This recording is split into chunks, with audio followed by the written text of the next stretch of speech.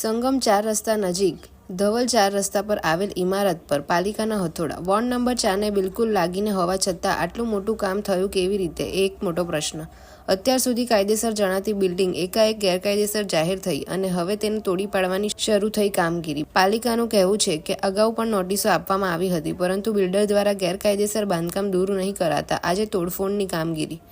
બરાબર 4 રસ્તા પર થઈ રહેલી આ કામગીરી દરમિયાન પોલીસ બંદોબસ્ત ગોઠવવામાં આવ્યો, પરંતુ બેરિકેડિંગ કર્યા વગર જ તોડફોડ શરૂ.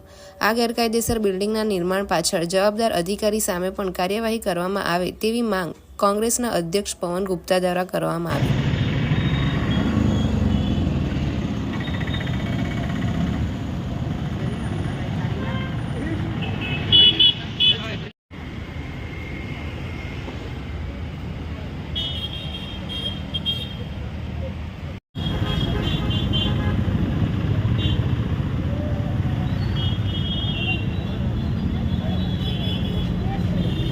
अरे काय नहीं भाई चलो नहीं चक्कर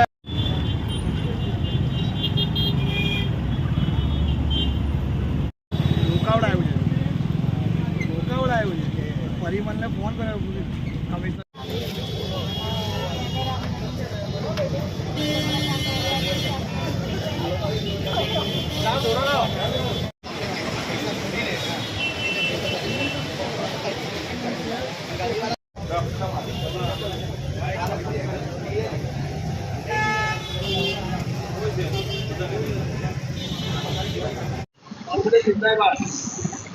વડોદરા શહેરના સંગમ 4 રસ્તા પાસે કોર્પોરેશન દ્વારા એક દબાણ તોડવાનું કામ શરૂ કરવામાં આવ્યું છે.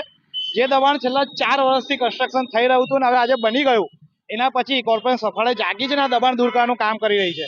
સૌથી મોટી મસ્કરીની તો વાત એ છે કે આ દબાણની એક્ઝેક્ટ બાજુમાં જ વોર્ડ નંબર 4ના વોર્ડ ઓફિસની કચેરી આવેલી છે અને એ કચેરીના અંદર જ પૂર્વ ઝોનના આસિસ્ટન્ટ કમિશનર અને ડેપ્યુટી કમિશનરની પણ કચેરી આવેલી છે.